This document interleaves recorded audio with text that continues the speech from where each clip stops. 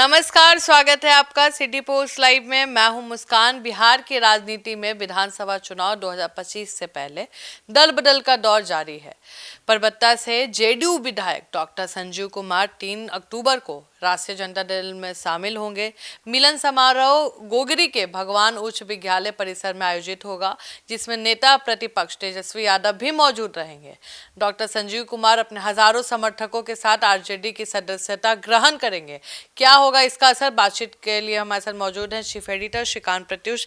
Sir, doctor Sanjeev के आरजेडी में जाने से चुनाव पर क्या असर पड़ सकता है? ऐसा नहीं है कि डॉक्टर संजीव आरजेडी में चले गए तो चुनावे बदल जाएगा, लेकिन हाँ, डॉक्टर संजीव अपने क्षेत्र के मजबूत नेता हैं और उस परबत्ता क्षेत्र से विधायक हैं, खगड़िया जिला में आता है और वहाँ पर वो मजबूती के साथ हमेशा चुनाव लड़ते रहे हैं। उनके पिता भी पुराने जेडीयू के नेता रहे हैं, वो मंत्री भी थे और उनके पुत्र हैं, डॉक्टर भी हैं और बहुत बगावती तेवर वाले हैं, तल्ख तेवर वाले नेता हैं। उनके इस कदम से परबत्ता क्षेत्र का राजनीतिक समीकरण पूरी तरह से बदल जाएगा, जिससे दूसरे आने वाले चुनाव में मुझे लगता है कि इसका असर दिखाई देगा। और डॉक्टर संजीव का एनडीए से मोह भंग तो पहले ही हो चुका था और हाल ही में एनडीए की ओर से आयोजित विधानसभा जो स्तरीय कार्यकर्ता सम्मेलन था, उसमें लगातार उनकी गैर मौजूदगी देखी गई, मतलब शामिल नहीं हो रहे थे। तो अंदाज़ा लगाया जा रहा था कि वो अब पार्टी छोड़ने वाले हैं। और 27 सितंबर को परबत्ता सम्मेलन हुआ, वहाँ एनडीए का कार्यकर्ता सम्मेलन हुआ परबत्ता में, और 25 सितंबर को सीएम नीतीश कुमार के कार्यक्रम में भी वो शामिल नहीं हुए।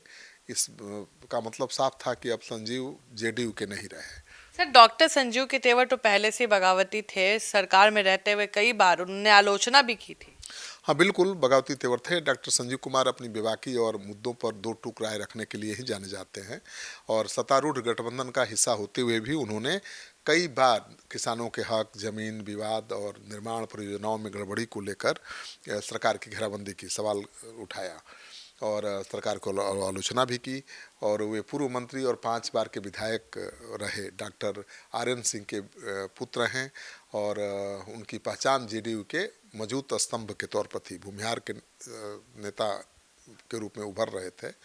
डॉक्टर संजीव का आरजेडी में शामिल होना न केवल जेडीयू के लिए एक बड़ा झटका होगा, बल्कि आरजेडी के लिए परबत्ता खगड़िया जिले में राजनीतिक संभावनाओं के द्वार भी खोल सकता है, क्योंकि इनका भूमिहार समाज में अच्छी पैठ है, पकड़ है।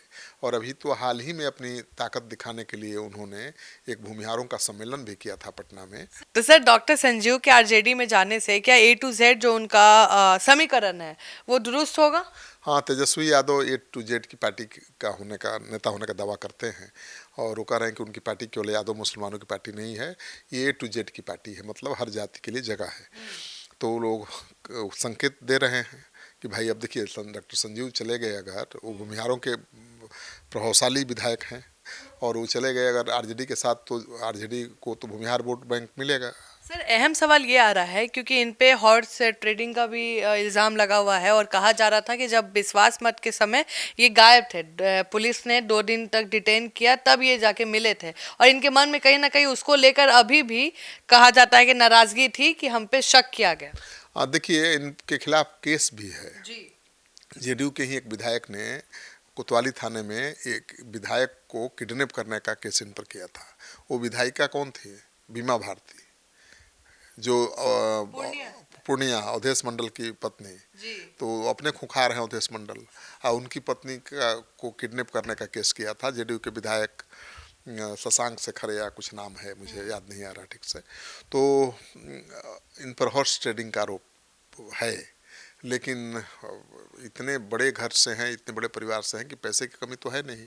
तो ये तो कोई नहीं कह सकता कि पैसे के लिए डॉक्टर संजीव इधर उधर करेंगे, लेकिन विश्वास मत के दौरान इन्होंने बगावती तेवर दिखाए थे और इस कारण ही इन पर केस भी हुआ। और हॉर्स ट्रेडिंग के मामले में इनकी भूमिका को संदिग्ध मानते हुए आर्थिक अपराध इकाई विभाग जाँच भी कर रहा है और पूछताछ के लिए इनको बुलाया भी जा चुका है। और पूछताछ में गए थे डॉक्टर संजीव और इन्होंने ही पूछताछ शुरू कर दी अधिकारियों से। सवाल जवाब शुरू कर दिया। अधिकारियों के नाम भी पूछ रहे थे ये। मैं जानता हूँ आप लोग क्या करते हैं, हाँ, किसके पास क्या है, हाँ, सबका पता है मुझे।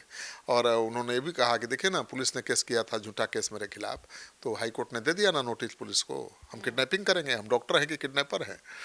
तो डरने वाले नहीं हैं, लेकिन अब तो सर सरकार। असर पड़ेगा इस पे कि जेडीयू को कहीं खतरा है इस चीज का, क्योंकि ये एक आपने बताया कि एक बड़े नेता है, भूमियारों में अच्छी पकड़ रखते हैं, तो क्या जेडीयू को इससे नुकसान है?